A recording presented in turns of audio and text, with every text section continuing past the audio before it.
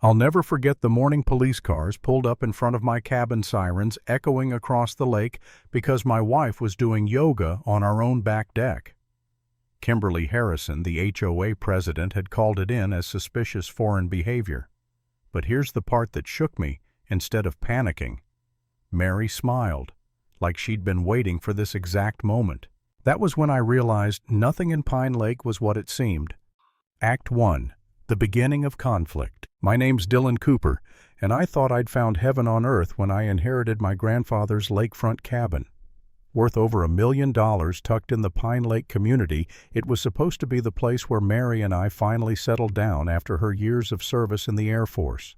She'd come back with scars you couldn't see, the kind of 1,000-yard stare only combat veterans carry, and I thought peace and quiet would heal her. I couldn't have been more wrong. Before Mary even finished unpacking, Kimberly Harrison showed up. HOA President, self-appointed Queen Bee of Pine Lake. She carried herself like she owned every pine tree, every dock, every blade of grass around the lake. "Dylan," she cooed, voice dripping with fake sweetness. "And this must be your exotic new house guest." Exotic. That word hit me like a slap. Mary was born in Texas, for God's sake.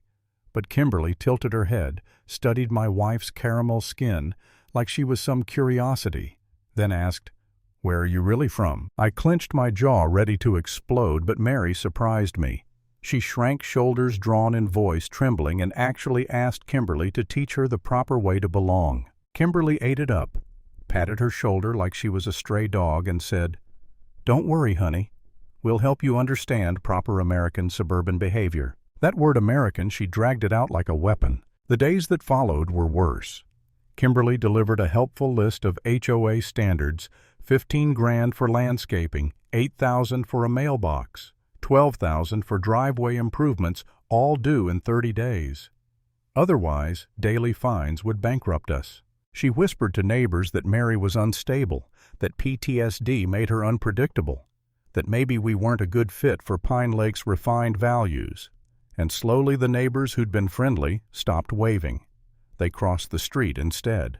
I felt fury boiling in my chest, ready to fight back. But every time I tried, Mary gave me a subtle look that said, "Not yet." At night, I'd demand answers. "Why are you letting her treat you like this?" "You're not the woman I married." Mary would just shake her head. "Trust me, sometimes the direct approach isn't the best approach." I went to bed wondering if I'd married a stranger, and what game she was really playing. Act 2.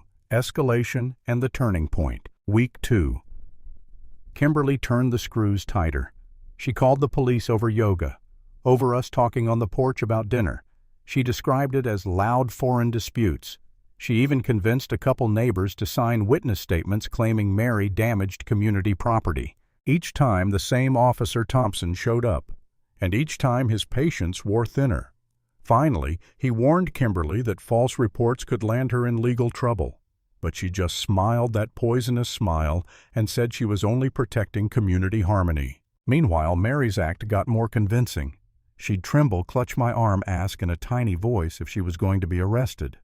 Then later, when she thought I wasn't looking, she'd set up audio recorders, take notes in legal language I didn't even understand, and research harassment laws. I started connecting dots. The panic attacks only happened when Kimberly was around. With the mailman shop owners, even strangers in town, Mary was fine, confident even. One night I hit my breaking point.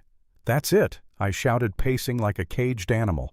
"Tomorrow I'm telling Kimberly to back the hell off." Mary grabbed my arm surprisingly strong.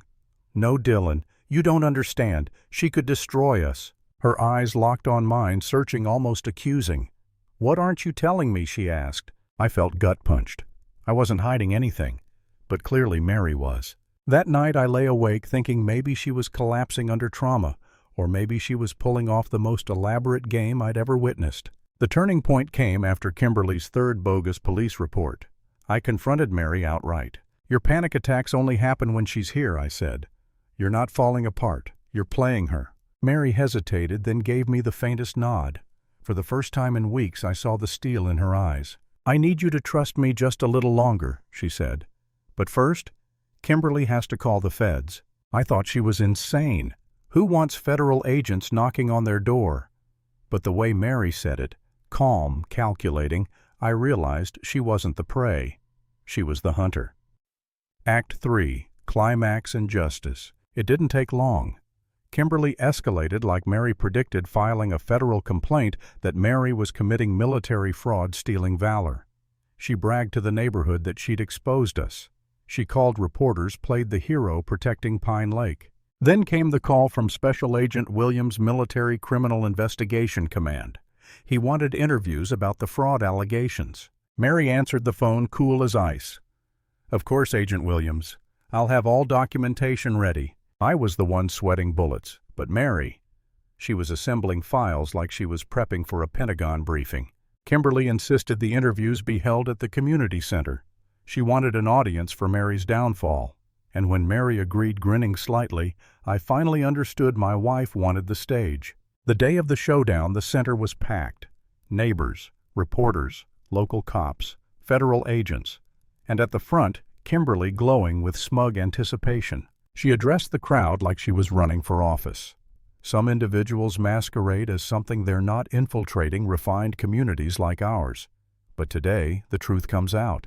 I wanted to vomit. Then Agent Williams called Mary forward. His tone was firm, official.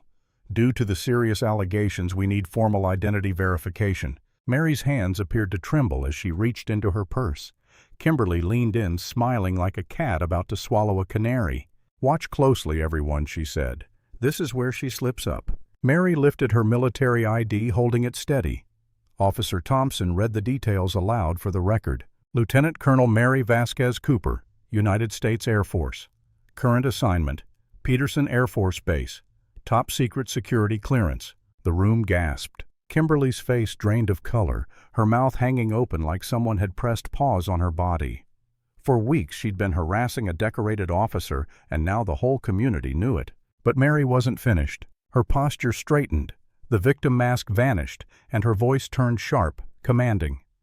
"Agent Williams, I have comprehensive documentation of Mrs. Harrison's harassment campaign targeting military families." Out came a binder, months of recordings, photographs, signed statements, financial evidence. Every concerned whisper Kimberly had spread, every bogus citation, every false police report, all time-stamped and cross-referenced. Williams flipped through the pages, his jaw tightening. Then he looked straight at Kimberly. "Mrs. Harrison, you're under investigation for filing false federal reports, harassment of military personnel, conspiracy to commit real estate fraud, and civil rights violations." Gasps rippled through the crowd. Officers stepped forward. Kimberly sputtered. "This isn't fair. She tricked me." She pretended to be weak. Mary fixed her with a stare so cold it could cut glass.